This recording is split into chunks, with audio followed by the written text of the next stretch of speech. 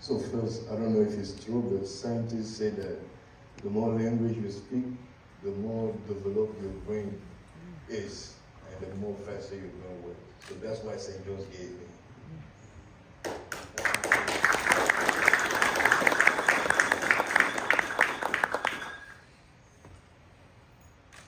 Could you talk to us a little bit, tell us a little bit about the challenges that you've experienced being a new king?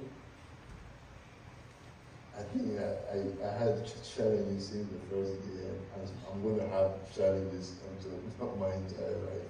So the first was, just in one night, going from this young, free, young man who was able to do anything that he wants, and dressed how we. By the way, this is not how I used to dress as a young. So yes, and you have to just wake up in the morning, just following what you have to do. No question. It's traditions. So it was very difficult. That's the first thing. And then, I ran into many challenges, many stories. I know we were talking about it with a few days after I woke up one morning and they brought me this young girl, 14 years old, asking me to get married to her. I said, no, that's not possible. I said, she has to go to school. I had a chance to go to school. At that age, you don't know anything about the world.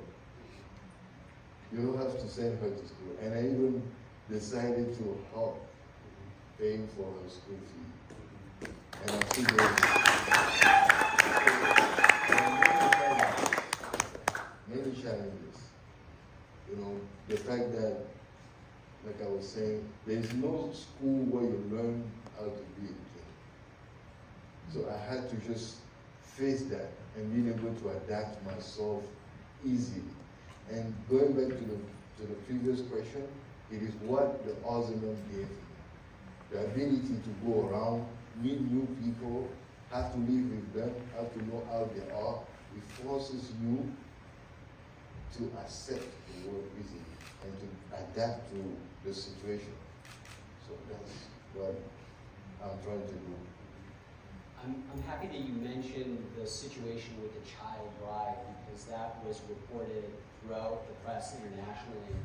Young king bucks tradition, doesn't accept child bride. There were reports that some traditionalists were unhappy with that. Is that what happened on the ground? That you actually experienced a little bit of pushback from? It's not that they were happy. At the end of the day, I mean, if they allow me to be the king, I can decide, and I'm supposed to be there to lead, to tell them what is good or no. So if I say that it's not something that is not good, with reasons, yes, they have to agree with me, because it's my job.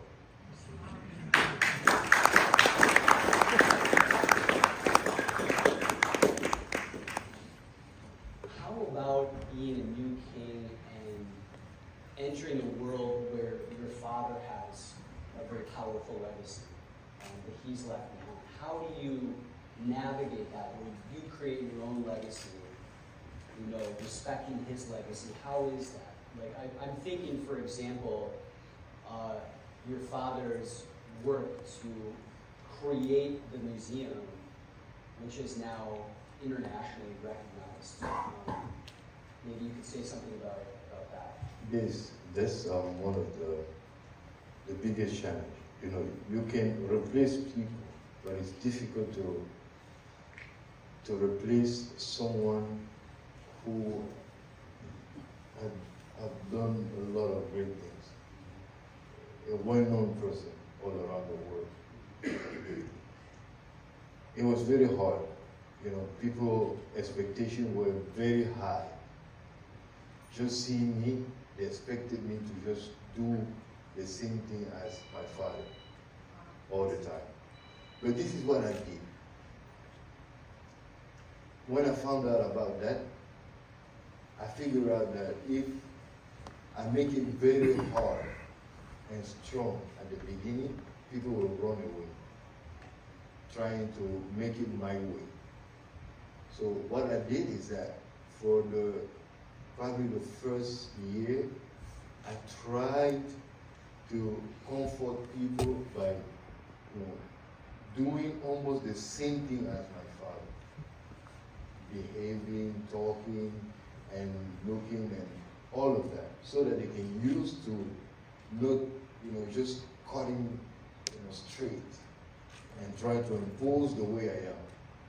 I will accept the same decision, I will learn from people, and then from the second day, second year by the way, I started to, put into decisions, who I am, trying to say, oh, listen, this, it worked, but this is a way we can make it better.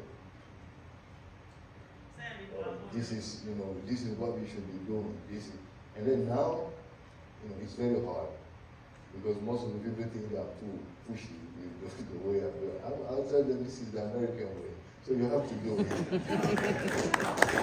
So because it is so different to have been educated here in the U.S.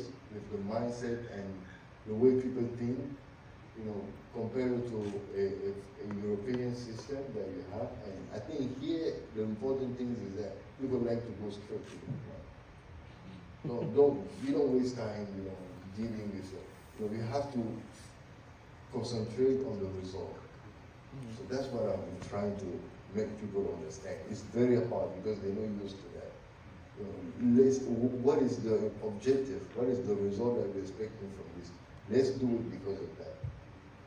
And people also, what I've learned here, being here, is that people are not afraid to try.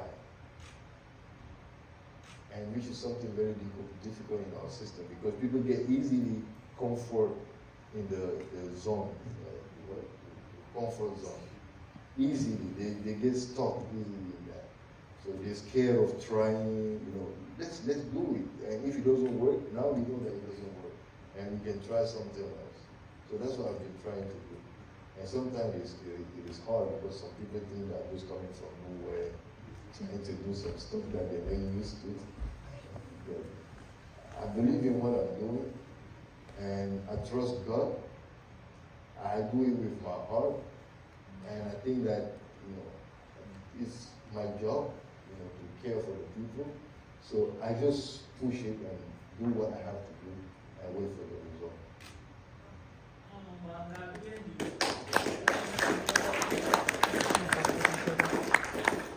I'd like to have you address sort of this legacy of colonialism in Cameroon.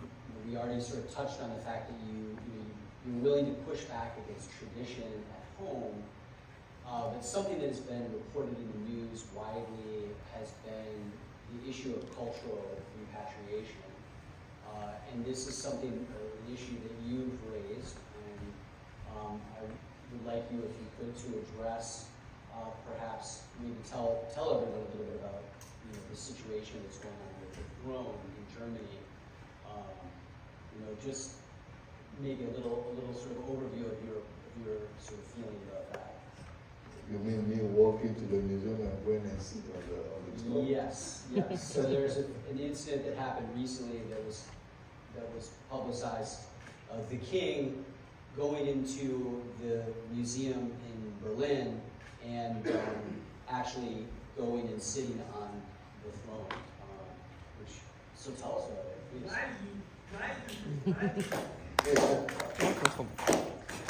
I think it's part of the history. You cannot erase what had happened before. Like I always say, it's part of who we are today. But one thing is that we have the obligation, whenever it's possible, to fix what went wrong yesterday. That's our mission, us living now, present. We should not be wasting time thinking about whether it was good, whether it was not, or blaming, putting it on people, because those is not going to bring us nowhere, because those people were not there at that time. So the good way of seeing it is